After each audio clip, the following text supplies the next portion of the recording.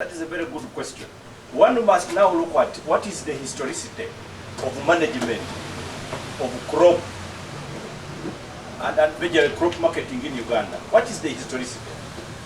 In terms of Uganda, investment in agricultural products commenced by a company, and that company was the Imperial British East African Company. So the basis, the faucet origo of company management of our crop in Uganda for export purposes has always been based on either a company or a scheduled corporation. Now, when you base the same on a government entity, based, and of course where, of course, the overriding reason is given by a ministerial directive, then you are now subjecting proceeds of coffee to prebendalism. Now, prebendalism is where a leader himself helps himself to the resources of an entity within the ministry, majorly to ground himself politically. So we don't think it is really materially advisable that Uganda Coffee Development Authority can be undertaken by a cabinet ministry. That must be left by a scheduled corporation, by Uganda Coffee Development Authority, which has the capacity to research, capacity to market, capacity even to research on market. Uganda is failing to undertake what we call value addition in terms of the coffee sector, for example, because as a government we have failed in terms of market research. I can give you an example there is one other company, because the government went to Russia, government went to Serbia, government went, and I can tell you that you have also heard that a coffee hub had been opened in where? Scandinavia. This is what the market details. The market does not think Uganda can value add on coffee, but the market thinks we can partner with those other companies, with those other countries, because the biggest consumers of coffee, including Finland, Germany, the United States, they don't produce coffee itself. It is coffee that is imported from either Africa or Brazil. Now, Uganda has failed to enter the Middle East market, and instead it is Brazil that is marketing, and India, you can imagine. What they intend to do with us is a partnership program that, for example, includes branding of our own coffee. We can continue and constitute the branding mechanism itself, but they do not supply the value addition machinery, for example, for production of coffee. But they take only cherries and beans to the extent that we can have an increased price. So the price increment can be guaranteed. And those are details that can only be negotiated by export scheduled corporations, but not a government.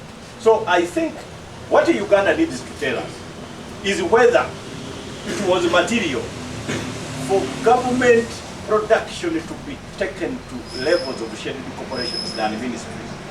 A permanent secretary is not a business person, he's a bureaucrat. Now, bureaucracy does not actually export and promote business. Bureaucracy instead only looks forward to who signs checks and where, budgeting and all those entities. Now, Uganda Coffee Development Authority, in my opinion, should maintain what it has been doing, so that it is actually a takeover from the Imperial British East African Company that had managed Uganda's coffee and other crops to the extent that by 1962, Uganda's economy was growing at the same growth rate with the economy of Great Britain. That's where we need to go. So where do you think this leaves the coffee industry and the farmers in the villages and in the all areas, like the urban areas? Where do you think this rationalization leaves the farmer? Rationalization, first of all, is ill-conceived, and it only delivers the country to perfunctory business death. In my opinion, production relations can only be maintained by private institutions, but to the extent of a scheduled corporation like Uganda Coffee Development Authority, not a government that knows nothing other than promising air and delivering life. Do you think it's so the farmer can only obtain business where government intervention is required is, for example, on the following areas. Even young people who are studying economics, we are told that the problem of agricultural economics is cobweb, the fluctuation of prices, and that can be answered by one, establishment of buffer stocks, where government itself now can purchase agricultural commodities when prices are so low. In order to maintain a high level price material, government can purchase at the same price and sell where prices have gone down. establishing buffer stocks, and a price stabilization fund policy. Those are the only areas where we expect government intervention. But in terms of actual trade, government must be off and the farmers must be free, because this is a liberalized economy. So where do they want to take the coffee? Back to the Minister of Constitutional Affairs. He's going to present to Cabinet proposals for electoral reforms. And people have been, of course, giving all and sundry in terms of what their suspicions are, of what can be, of course, what can be contained within the proposals. I have had the honor to speak to him, and I cannot divulge everything we have spoken about. Neither am I the Minister for Information for Government, so I will not give you that position. What I can give you is, for example, in the event that government thinks reforms are going to be undertaken, then priority now goes to decisions of the court and what they have equal advice, not a complete overhaul of the electoral status within the country itself. You must be aware that some of the reforms that the population would like to have even require a referendum. So those cannot be undertaken by now. I think it is over. It is out of time. But the reforms that can be considered as government priority now must be those that emanate and spring from decisions of court, particularly from the presidential petitions that were lodged in the courts of law. And they have very little to do with what you are thinking about. They have everything to do with the nature of evidence. Because, as you know, presidential petitions, generally in terms of evidence, it is affidavit evidence. So amendments were directed by court to the effect that even oral evidence would be listened to. Then time frames for filing of course, election petitions, presidential in nature, those can also be revisited, but bearing in mind the period within which a new government must be sworn in, which is constitutional. So those are things that I think can be looked at in the event that the government thinks that reforms are necessary. So they are within that context, and it is as narrow as it is, based on election petitions. They are called economic rights. And of course, a lot of people who are suggesting this are not aware that we are dealing with a constitution.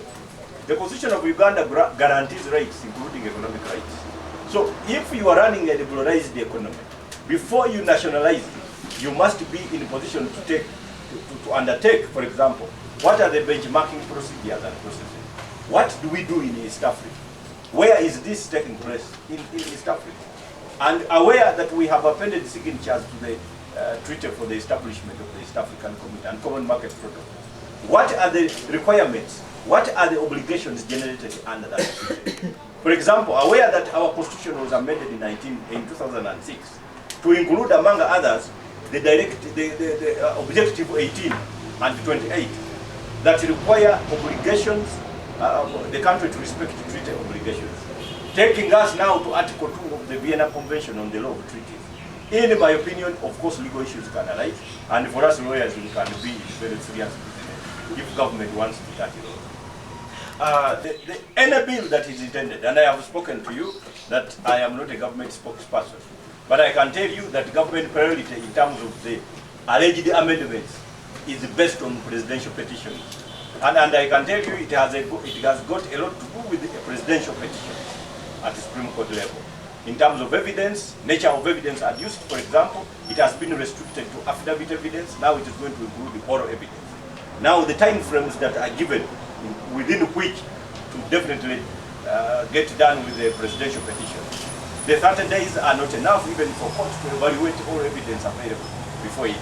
So inclusion is going to be materially in terms of how much time should be given to petitioners, to court, the nature of evidence, and that is not well canvassing enough for the electoral problems that we have in Uganda. So those thinking about a complete overhaul of electoral system to include, among others, for example, the manner in which an electoral commission is constituted. You can benchmark Kenya, for example. The way Kenya does its thing, you find that the commissioners are actually a product of certain corporations, certain entities, commissions and committees, to the extent that even Kenya Law Society proposes. You know, a panel establishes an electoral commission. So allegiance of that electoral commission is to panels that were a sprout and offspring of the population. Therefore, the Electoral Commission owes allegiance to the population. In Uganda, however, a candidate appoints an Electoral Commission. And of course, that makes it impossible for you to obtain results that are in your favor.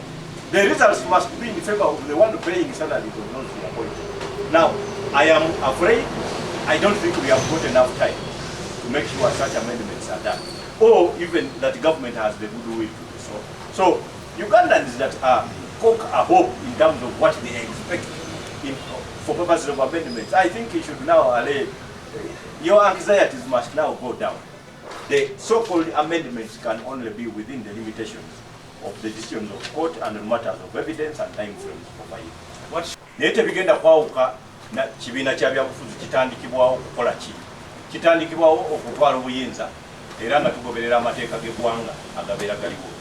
Democratic Party tukimanyi bulungi nti amateeka galiwo tegasobozesa kibiina ekiri ku ludda oluvuganya kuvuganya era ne bakirangirira nti kyekyasinze. Yensonga lwaki tulwana okulaba nga gavumenti tugigamba yekube mu mutima nga tuteesa nayo tutereza amateeka nga tetunagenda mu kulonda. Naye tuyina era ebizibu mu field nti ffe wano nga twegayirira gavumenti ekyuseemu ate egenda okulingiza mu ddirisa ngeri abagamba nti ffe twagala kuba ebiriwo bimala nnaku z'omwezi ze tulinda. N'olwekyo kitegeeza nti tetulina bulungi buwagizi mu ggwanga lyonna obulaga nti ddala amateeka ago tegasobozesa mu ggwanga. N'olwekyo twetaaga obuwagizi obwo bweyongere tuleme kubeera abantu bakyamu mu gavumenti, kubanga mu gavumenti kati tulabanga ffeffekka aba DP ffe tuli ku ludda oluvuganya, kubanga ffeffekka bagigamba nti amateeka ago tegasobola, abalala bonna bagigamba nti tujja. Kati gavumenti egamba naye bano nga banvuganya nnyo bali bagamba kiryoke, waliwo n'oluyimba lwempulira kiri kitya kiryoke abeeyo kiri kitya. Kakati ebibiina ebirala biyimba kiryoke, DP yokka yegamba tekiryoke sebo tukyuseemu amateeka. N'olwekyo tulina obuzibwa ffe mu nteekateeka yaffe ng'ekibiina waliwo bye twogera ne bye tutajja kwogera, kubanga toyinza kulabula mubbi nti nja kuyitira wano ku ssaawa 4 mpete wali ku 6 ku 7 nja kuba nkukutte, abamu siroko kubeera nga wotuukirawo waali. Naye bye tusobola obbagamba tuteekateeka okubibabuulira naye nga mutegeere nga DP tetugenda kudda mabega. Ate enteekateeka z'amenti n'ebifo ebirala abantu basobola okusinga n'okusingibwa, eyo tewabaayo kubba nga kukolebwa gavumenti. Naye mu bululu bwa presidential election oba obwa pulezidenti, ekibuuzo ekyo kiba kinene nnyo, kibaako n'omuzindalo munene. Chairman w'Electoral Commission nga tannasoma bivudde mu kulonda kyabeera ddamu buli lunaku ani mukamaawo. N'olwekyo eyamulonda yabeera mukamaawo. Tulowooza wateekeddwa okubaawo enkyusa akakiiko ako nga kalondebwa abantu balala, nga kalondebwa commission Uganda ani Judicial Service nga pano etuula nesunsula abantu ne bayitamu kuba komishona, kati abo abantu ne balonda chairperson w'Electoral Commission. Abantu abo kasita bamala okuteekebwawo ne political parties nazo e Kenya for example nazo ziyina unity era etuula ku pano era nayo neronda Electoral Commission.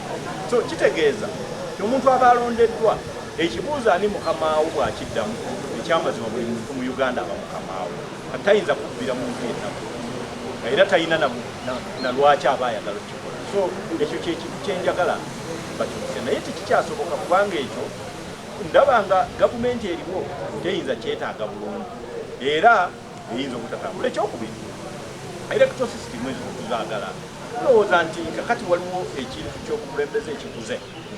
Tulina bakansala okuva ku byalo, naye wabeerawo akansala w'okugombolola oluusi ne municipality, ne wabeerawo n'owa district. Naye bwe bamala okuteesateesa ebintu byabwe bikomeeyo ne bituuka mu ministry ya local government nga tebakyamanyisa bikolera. Naye tulowooza nti nga bw'olaba e Japan balina house of representatives ne house of councillor, tulowooza nti eggwanga lya Uganda lituuse ekiseera bwe liba lyagala decentralization ekirekera lifune palamenti ez'emirundi ebiri nga bw'olaba Kenya, nga bw'olaba Japan.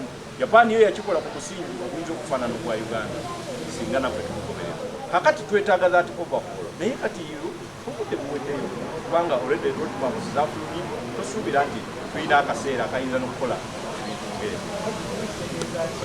Mwesimbawo ng'ate mumanyi tebwajja kubawo kulonda kuli mazima.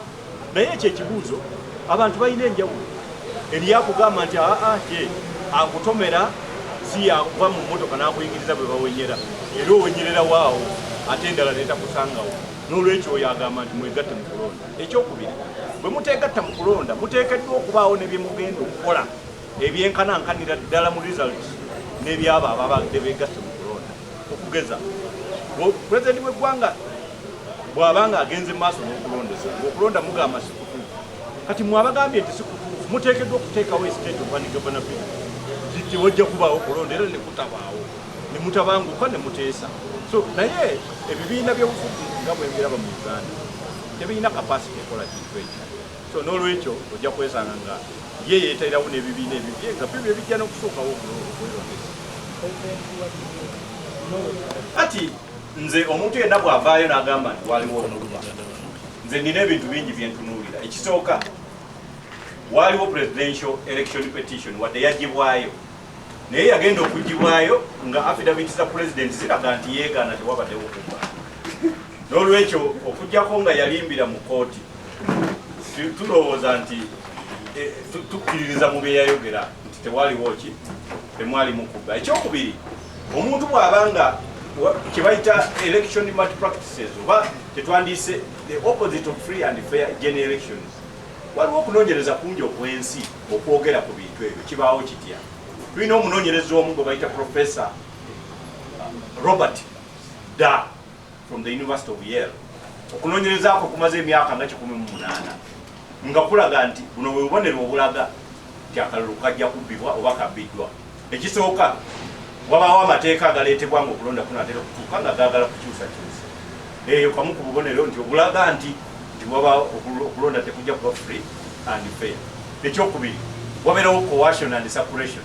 Kubaawo okukangakanga, okulemesa n'okutiisatiisa abantu. Ekyo nakyo kuba kubba kwa bululu era obululu obubeeramu ebyo tebubeera free and fair. Ekyokusatu, okubala obululu. Ekyokubala okwo bwe tuba tekuli fair.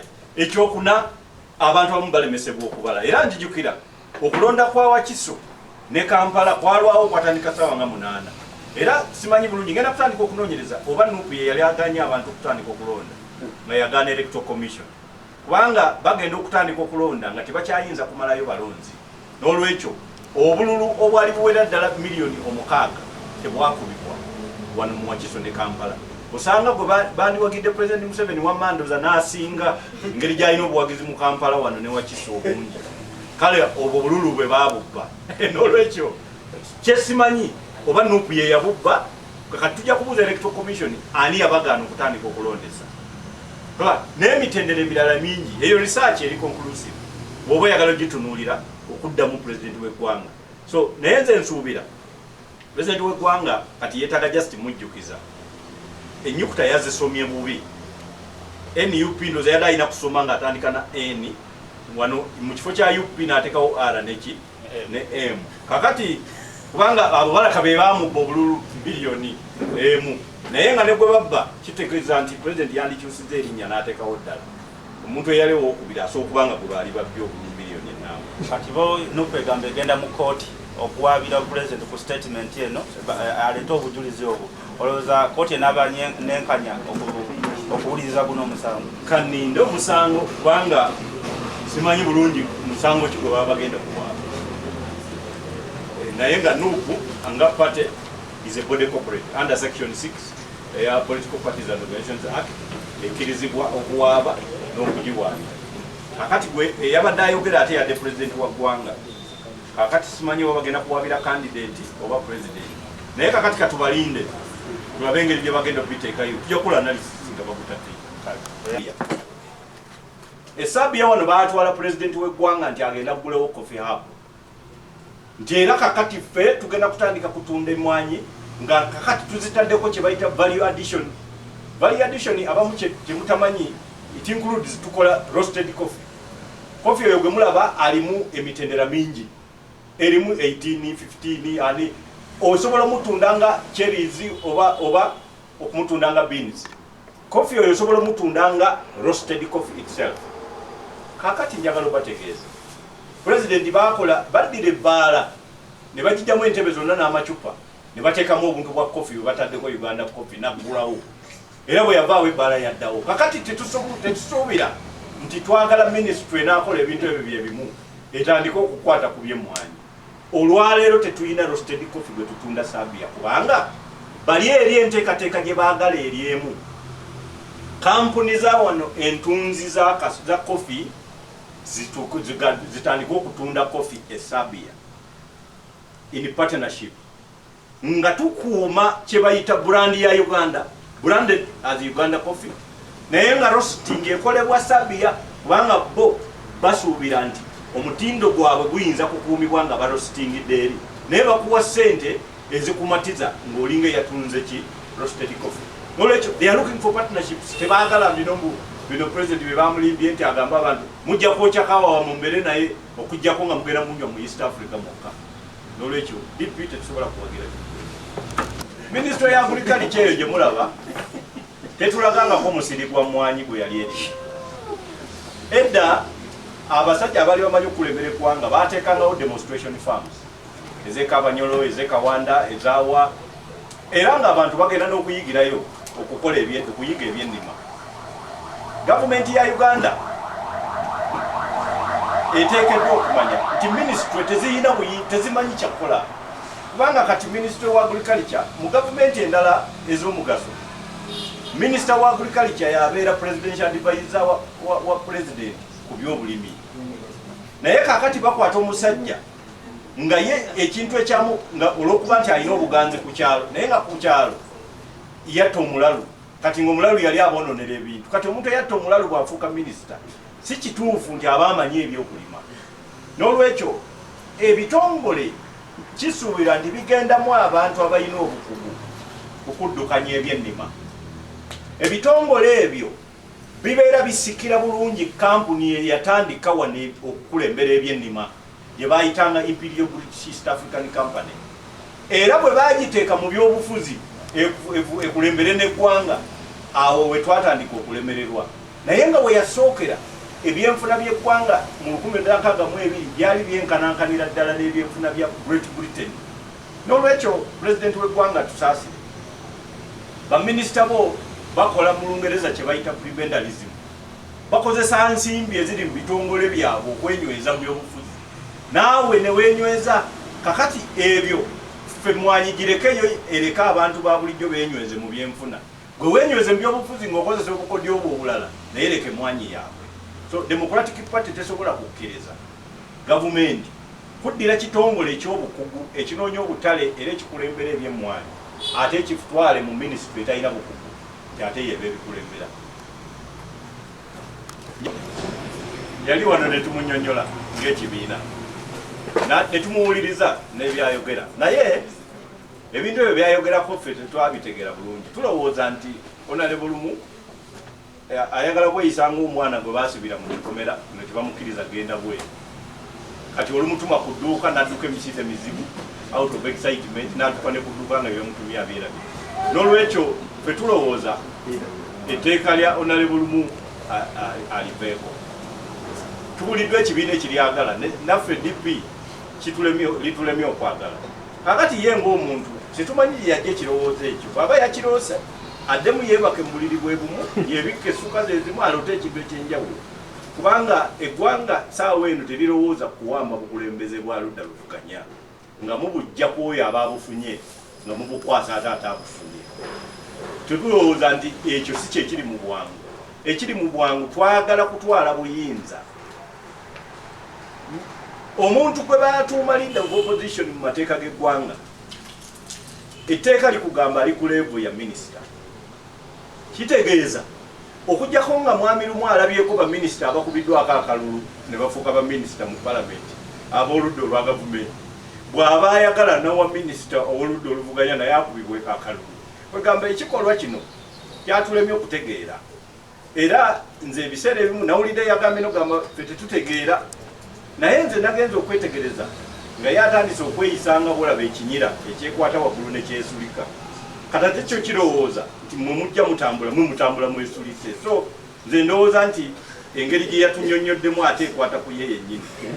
Kakati tulowooza eritteeka alireke mwami LUMU akole ebintu ebyo ebimusuubirwamu Democratic Party brain power kukola mu parliament. Tugambe nti mwabalemeredde kyoba bewaguddeko kati takyawuliriza bye mugamba nga mu ekibiina. Kyakola kiri mu mateeka ga bamemba ba parliament. Nti omuntu osobola okuvaayo n'ekyebikiro n'oleeta etteeka ekikwata.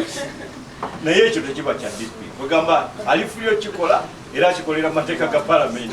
Naye ffe ewaffe tekibaawo. Twawuliddeko engambo non-tariff barriers to trade. Those are barriers that are not related to tariffs or taxation. Because we sorted the taxation matter. East Africa is not yet a country, and that is something that everybody should understand. But we are making sure it becomes a country in terms of 4 limbs of integration. The first limb is going to was the customs union.